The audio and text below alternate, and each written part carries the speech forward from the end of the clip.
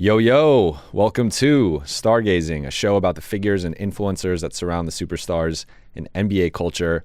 I'm Jovan Buha, NBA reporter at The Athletic. Joining us now is Vince Garcia, aka Vince the Barber. Vince is a celebrity barber for A-list entertainers and athletes, cutting the hair of everyone from LeBron James to Drake to James Harden to Devin Booker to Kid Cudi. The list goes on. He's worked on the set of HBO's The Shop, Fast and Furious 6 and 7, and Ellen, among several other movies and shows. Vince, thank you for being here. Oh, thanks for having me, man. How's it going, man? Good. How are you? I like the OVO jacket. Thanks, man. So gotta rep, you know? let's start with that. So what's your relationship with basketball? You're from Toronto. Did you grow up a Raptors fan? Because I think around your teenage years where Vince Carter threw elbow in the rim and that 2000 dunk contest. What was your basketball relationship like growing up? Basketball wasn't even like my main, favorite sport growing up. I actually grew up playing baseball like majority of my life.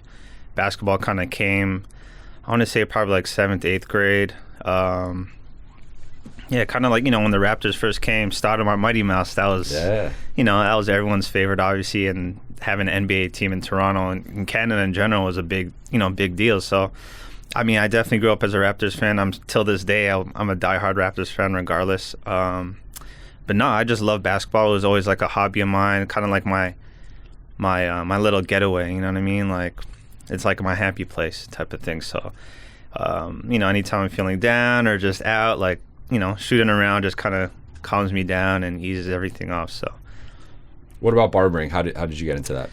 Barbering, I used to draw a lot growing up. So, I came from like a artistic background.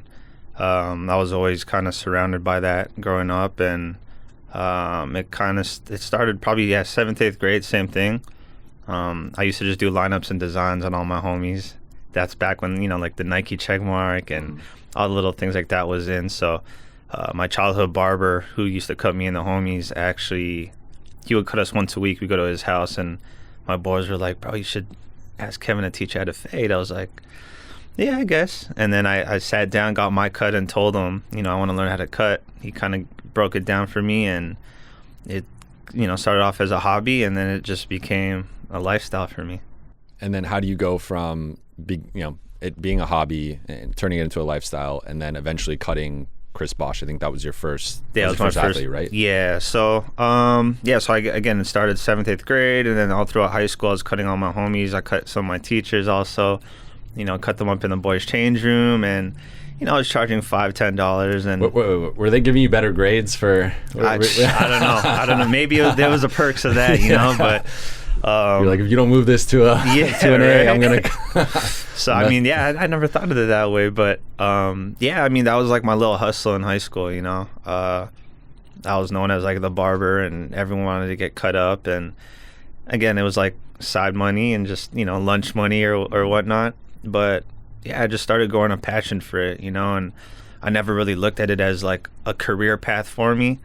Again, I was in like the whole design type of field, so I got into I applied for college, and I went into engineering, design, like mechanical engineering design, so doing like like blueprints and all that stuff. So that was my main thing, thinking I'm going to become an engineer. And I did my first year of college, and my second year I went into like our co-op like hands-on portion, and I was like, yo, is this what I'm going to be doing every day? And they're like, yeah. I was like, I don't know, I don't think I could do this. And so I just told myself, like, I'd rather be happy and make less money than be miserable and make more money. I didn't really know what barbering could, where it could take me, but I just knew I had that passion for it, that regardless of how much money I was making, I was waking up like excited to cut hair, and that to me, I feel like, you would want to do that for the rest of your life, something that you love and cherish, versus waking up miserable, like, damn, I gotta go to work, but you're making all this money. But then it's like, how can you enjoy that, So, barbering to me was just like, I love it till this day. Everyone's like, dude, you've been cutting almost 20 years. Like, you don't have to cut anymore. I'm like, dude, I love it. It's a passion for me, and it's not work to me. I just feel like it's, one thing to catch up on my homies and like family, but again, it's just like seeing that satisfaction of like my clients, like, damn, I look good, I feel good. And for me, like, that's all, that's what makes me feel good. You know what I mean? Then how'd you link with Chris? With Chris, one of my best friends, Will, he was like the biggest photographer in Toronto at the time. Everyone knew him for that. And I guess he was hired to do a shoot for Chris. And the way me and Will would always work is he would always ask his talent or whoever he's shooting is, do you guys have a barber or do you need a barber? And so he asked Chris, and Chris was like, at the time he had the dreads. So he was like, no, I just line myself up. Why? He's like, oh, well, my best friend's a barber. You want him to come clean you up? He's like, yeah, sure. So came on set, cut him up. 2 days later, he hits me up and was like, what are you doing today? I was like, nothing. He's like, can you line me up before the game? I was like, yeah, sure. And then did that. And after that, I was thinking, like, okay, this is probably one and done, like first time and last time. He liked it, and then we just built a good relationship. And just the perks of like being, an NBA player's barber was get to sit courtside at games and like, just go to dinners and all these events and little things, and that was my like foot in the door of actually learning how far networking could take you, and just having that, just the perks of, like I said, being a NBA player's barber. I was like, damn, I kind of like this. Like, I want to do more of this. And in Toronto at the time, there's only so much you could do, like Bosch is the biggest star. Drake was on the come up, and not too many celebrities coming in and out of the city. Not at that time, not like it is now, but. So then I just thought to myself, like, how can I do more of this? And I'm thinking Miami, Vegas, then LA. And obviously LA is the land of opportunity. There's celebrities in and out of there, athletes coming all the time. So it was just a goal of mine at that time, like, okay, 3 to 5 years, I'm going to make that a goal and, try to make that happen before I open up my own shop. I felt like if I open up my shop in Toronto, that was it. Like, I kind of felt like I can't open up and then leave. Mm-hmm. So I was like, let me try this out. Let me try LA out and see, if it's for me or not. That way I know, like, I'm not living with no regrets, you know what I mean? Like, I could go down here. If it worked out, it works. If it doesn't, at least I know I tried, and I could go home, open up shop, and I'm good. So I was like, you know what? Let me just take that leap of faith, come out here, try it out. And I didn't know what to expect. I just gave myself a list of goals and, like, the next 3 to 5 years, I want to accomplish this, and that. And, I came out here. And when I moved out here, it was the same year Bosch got traded to Miami. So he went to Miami, I went to LA, and I just told him, like, yo, tell all your NBA homies I'm out here. I'm just trying to connect and network. Obviously, on my list of goals was to cut a Laker. I didn't care who it was, a rookie, you name it. I just want to get in there. And then obviously network my way to like the top dogs, And so I came out here, I started cutting the rookies, Devin Ebanks, and I forgot their character, I think it was at the time. Okay, throwback. Yeah. So, I went to the facility, cut them up, and then my big star was Meta World Peace. And with Meta, I was cutting him his whole career as a Laker. And again, it's just, how it is. The networks, the circle is so small, the industry is small. And so word of mouth and, consistency goes a long way. And so I started cutting him. And then, as you know, almost every year was a new team, new players and all that. So same thing. It's just every new person that got traded to the Lakers, I was able to still cut at least, a good handful of them every year till this day. So, but yeah, it's just all word of mouth. And I was able to now, from Meta, build off of like other players in the league. And then, it is when they get traded, it's even, more and more opportunity to cut other players. So I was able to build a good NBA clientele base off of just starting from that.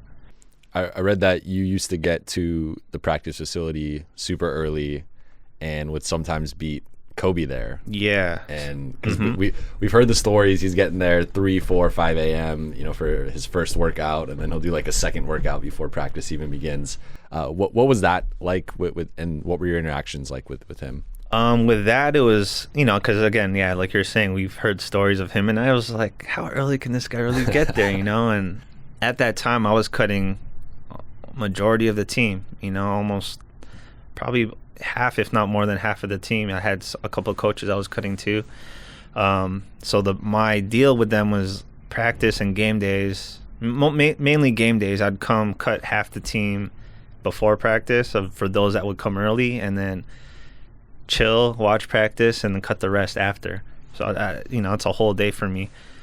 So there's a few times where I would show up and then I see Kobe there already. I'm just like, dude, did he just get here? Did he just finish working out? Or and then the first few times he like recognized me, he knew who I was. And then a few other times I'd pull up earlier and he'll come and, damn, V, you beat me today.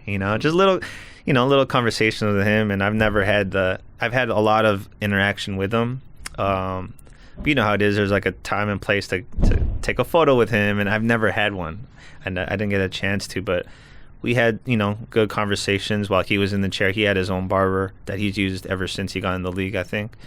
And we till this day, I mean forever, I'll remember that moment of when we had a talk while he was getting cut. I think I was cutting booze at the time, while we were talking, and we were just talking about life. And he kind of told me like everything I'm doing now is for our the future of our family, our kids, and like their generation, and just building like an empire for them. And he's like, you're an entrepreneur, everything that you're doing now is like you're on the right path, and just hearing that from someone like him is meaningful, and it's bigger than a photo with him, you know what I mean? So moments like that, it's like something I definitely cherish for sure. Speaking of moments, what do you think was the first I made it moment of your career? Was it cutting Bosch? Was it arriving in LA and eventually cutting the Lakers? Was it opening up your own shop? Like, when you hear that, what do you think of first? I don't know. It's funny. Like, everyone's, dude, you made it. And I'm like, even now, I feel like I'm not even close. I look at all these opportunities as just like a stepping stone to like the bigger picture. And like the bigger picture, obviously for everyone, it changes all the time. I'm just looking more so, again, to just build an empire for like my children, and like just be recognized as someone who's helped others like get to where they want to be. I just want to be like an inspiration or a motivation for people for those that feel like they can't make it or can't do what they really want to do. Like, I feel like I'm the perfect example of that, because again, I could have become an engineer and make good money, and I didn't know what barbering would take me, but we damn near can make as much, if not more, than what engineers, doctors are making. I didn't know that at the time, but I'm out there trying to like preach that to like the younger generation of those, whether you want to be a barber or not. Just I want to just show people that like it's possible to do what you really love to do and make it bigger than what other people see it as. And I feel like barbering was one of those traits that people look down on. Like, when I told my parents I wanted to become a barber and not an engineer, they're like, what? Like, how are you going to make money? How are you, once you have a family, how are you going to support? How are you going to provide? And I'm like, I'm going to figure it out, and here I am today, and I've, been blessed to be able to, meet the people I've met and build the relationships I've been able to build, and, have a successful running shop. And now we're, on the verge of expanding. But yeah, I feel like the whole I made it thing is, I kind of feel like the moment I felt like I've made a change in my life where I felt good about it was, I think opening up a shop out here. I think cutting, certain celebrities, I look at that. At that time, I was like, oh my God, this is dope. But I look at it as like part of your process, you know what I mean? It's part of the bigger plan, and it's all, again, like cutting all these people, it's dope. But I feel like it's, it just comes from the hard work that you put out there. Like, whatever you put out, it's going to come back to you. And I think a lot of barbers look at it as like, I want to become a barber to cut celebrities. Whereas you should become a barber because you want to become a barber, or you're passionate about the craft, not because of the fame, the Instagram, all that stuff is like just extra for, what we're doing. But yeah, I just feel like the I made it point is more so like the end game, You started cutting Devin Booker after the bubble, right? And I was listening to a podcast that you did a few months back, and you were saying that it got to the point where you were flying out to Phoenix once a week to cut him. Are you still doing that? And what is your current schedule like in terms of some of your bigger clients that you consistently work with, and kind of managing, you know, I got to be in Phoenix for this day, and like, but then I'll be at the shop this day, and like, how do you kind of manage that with all your clients? Well, this was new. Yeah, so I started cutting him right after the bubble, and you know, it came to the point where he was about to go back to Phoenix to train and get ready for the season, and he was like, you know, what's good? You want to come out to Phoenix? You know, I was like, yeah, I mean, we'll work something out. And again, I've never had a client. I had clients like Mike Conley. I used to fly to Utah when he got traded. I used to fly out there like once a month, sometimes once every other week. Like, it was sporadic. It wasn't like super, you know, scheduled out that way. But it was just like, yo, Vince, I need you next week. Can you come? And obviously, Utah is a quick flight. You know, Phoenix is even faster. So when he was like, yeah, would you be down to come to Phoenix? I was like, yeah, you know, we'll make it work. And so, yeah, I worked it out with, you know, with his manager and agent and stuff. And now we just kind of have a schedule, like it's scheduled out for damn near like half the season. And then now I just got the schedule for the next half of the season. So my whole thing is like, as long as it's scheduled out, I could kind of plan around the days that I know I'm flying out there. And usually when I'm out there, I'm just in and out. Again, it's a quick flight, come in, cut, and fly right back. But, you know, having it all scheduled out makes it easier for me to schedule all my other clients as well. So it's at first it was tough, you know, obviously during the pandemic and everything and all that. So, but, you know, now it's second season with them. It's smooth. It's been a lot smoother. Logistically, how does it work in terms of scheduling? And then, you know, are they just texting you and, hey, like, I need, you know, Tuesday's my preferred day or whatever, and you're kind of looking at your schedule and factoring that in? Are you mainly doing house visits, or are you, you know, I've seen you also cut at the shop, you know, Gray Matter as well. How does the interaction go down of like scheduling and kind of figuring all that out? Well, with that, it's usually, like majority of the time, it's obviously he gets cut before games. But again, like we kind of schedule it out where it's like I need like a month or 2 months advance. So we kind of just have scheduled days already of like when you know, I'm supposed to be out there, whether it's out there or on the road, or you know, if they're on like a long road trip, then I'll come out for, you know, one of the days of that week. So it's a lot easier having like once a week versus like a twice a week thing, or but I mean, you know, they understand too, like I have a business, and but I kind of cut my days down as far as like work wise. Like I haven't worked at Gray Matter since last year, actually.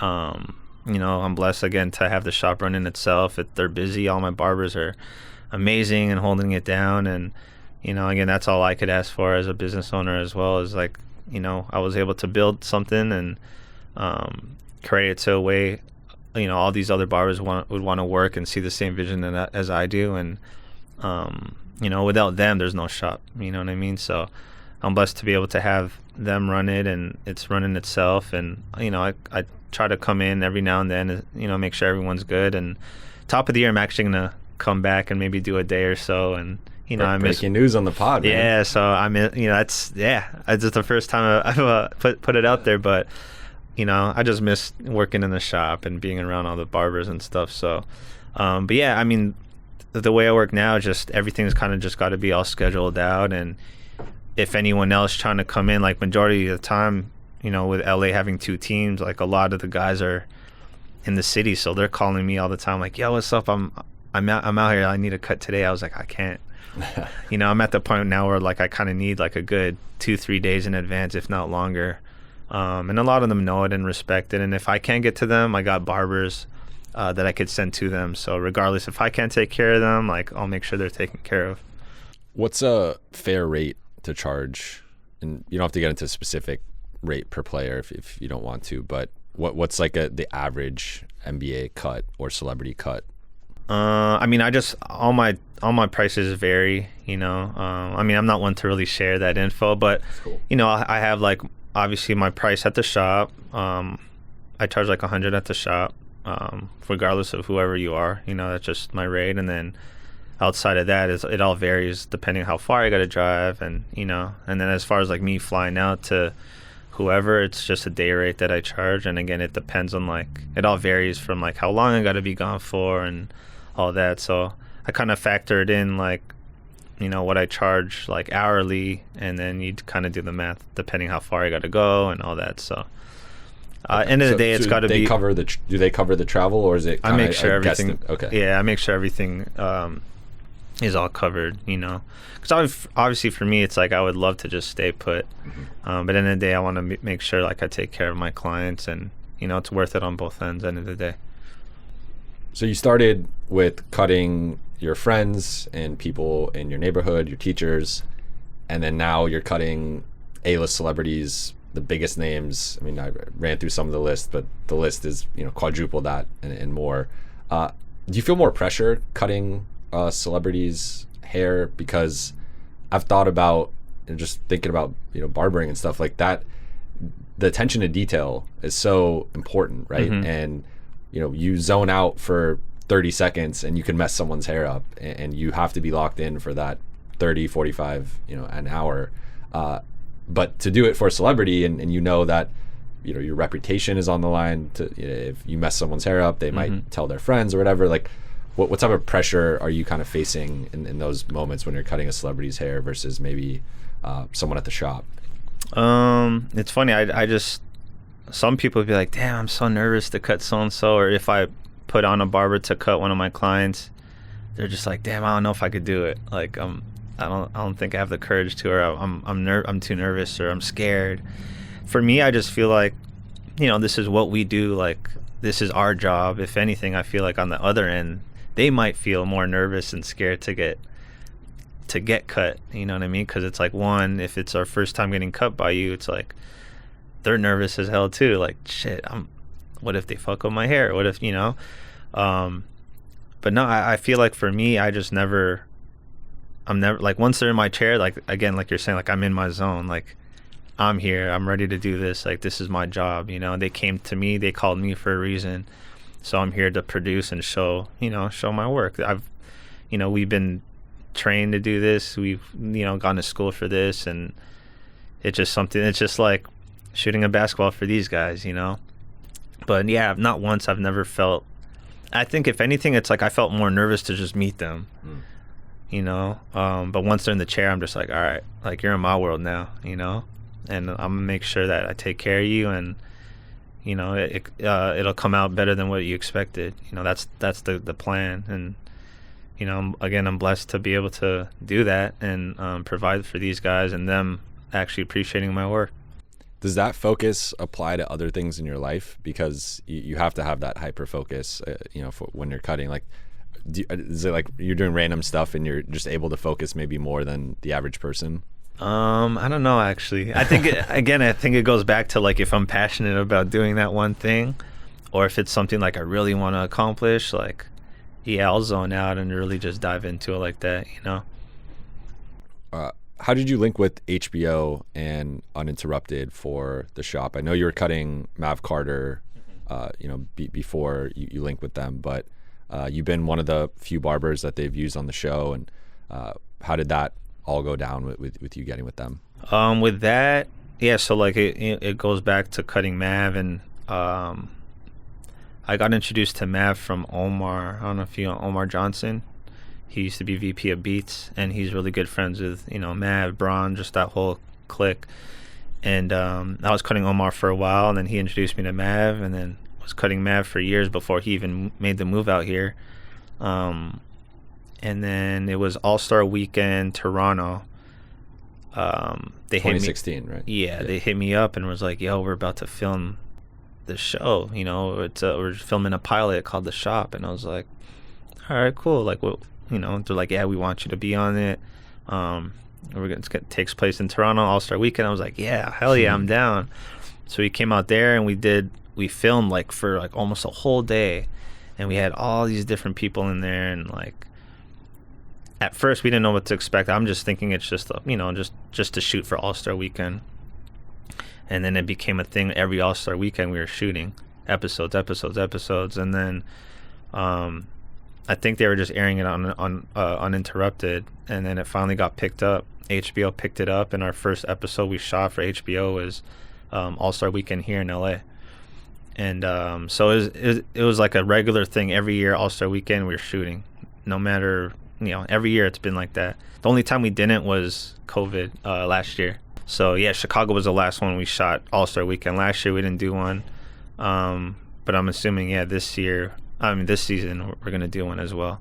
But yeah, so once it got picked up, we just started shooting a whole lot more. We'll shoot out here, we'll shoot in New York, we shot in Miami, we shot DC, like we shot everywhere, wherever I guess they could pull the talent that they want for that episode. But man, it's been a blessing to just be able to meet some of these legends that have been on the show and cut some of the legends. And yeah, I mean, I'm blessed to be a part of that whole thing. You cut the late Chadwick Boseman's hair, and you've posted about what that meant to you on Instagram, and what did that opportunity mean to you, and what do you remember from that shoot? I mean, the crazy thing is, like, I was obviously a fan of the movie and a fan of him as an actor, and even at that time, I mean, as you could tell, like, not everyone even knew that he was fighting that sickness and going through all that, and just meeting him.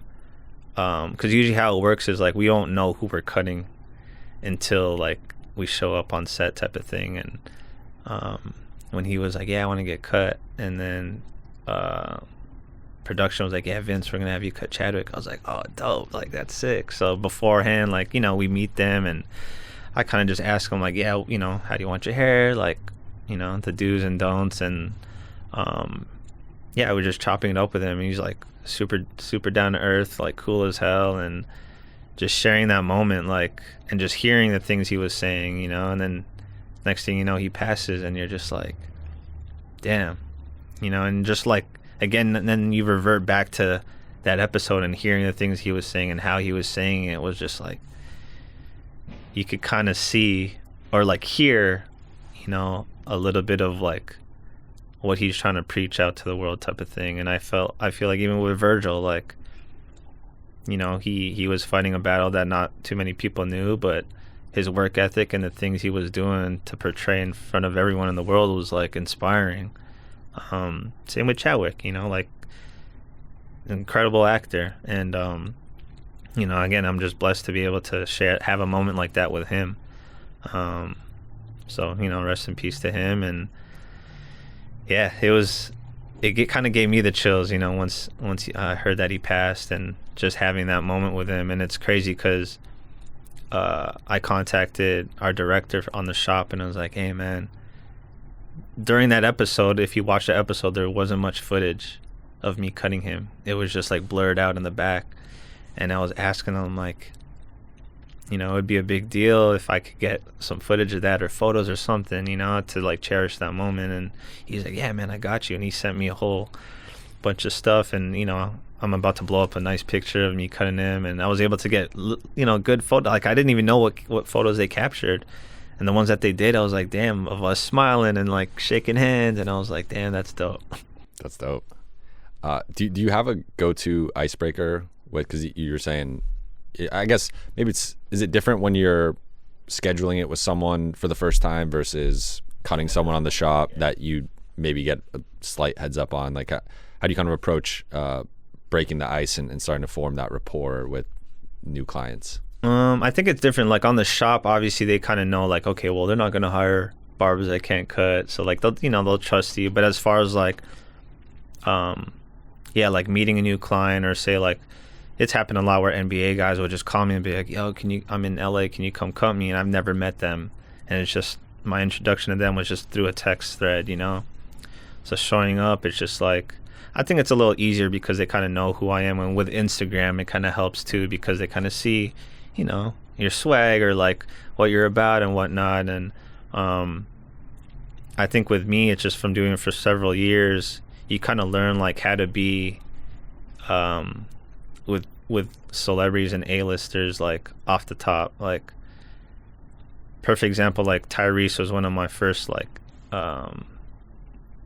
music artists that I cut. Everyone's like, cut Tyrese, he's bald. I'm like, no, he's got hair, you know. And I used to come to him like maybe twice a week, and he kind of like sat me down one time, was like, listen, I'm gonna teach you like you know, the do's and don'ts of like how to cut like people like myself and all that. Because, you know, you have some barbers that are just overly excited and like, oh my god, like I'm a fan, da da da. And he's like, yeah, you don't want to do none of that. You know, you want to just like observe the room, see who's around the room, feel the energy, and just give that same energy back. Like, and I kind of had that stuck with me, you know, from that day moving forward. Is like, if I'm coming into a room and everyone's all like, you know, Tim and his homies are playing music and they're all just like Drake or whatever it is, whatever they're doing, like you kind of want to not be that way too, but kind of, you know, put your energy up a little bit, and that way you kind of don't kill their vibe, you know what I mean? So I think it's just a matter of, again, observing their energy and like just feeding off of what, you know, what it is at that moment. But icebreaker is just like just little things, man. Like for me too, if it's someone new, say it's like an actor or something, I kind of do my research a little bit, you know. I kind of look at their Instagram and just kind of see like what they're about or what they've been up to, and then you kind of throw little things like that, you know, put little like ask questions about like, oh yeah, I seen you on that red carpet, or I seen you that last game, blah blah blah. But sometimes these guys don't want to talk about their jobs, you know, so I kind of throw out little feeler out questions and then see how they react to that and just go from there. You mentioned IG. How important is social media and Instagram in particular for a barber in 2021? Very important. I mean, just in general, it's like Instagram is a free platform for you to showcase your work. You know, it's free marketing. But I think it's like how you use it and you don't abuse it in a way. So, I mean, I think as long as you're putting out your good content work, and you know, just for people to be able to see your work and all that is great. You know, I think for any industry, any servicing industry for that matter, or anything else like retail, clothing, like all that stuff, obviously it's super important to showcase and put out good content. But yeah, I feel like it's very important for barbers, but at the same time, like what I share with a lot of barbers, like when I do classes and workshops and stuff, is like, don't depend on Instagram.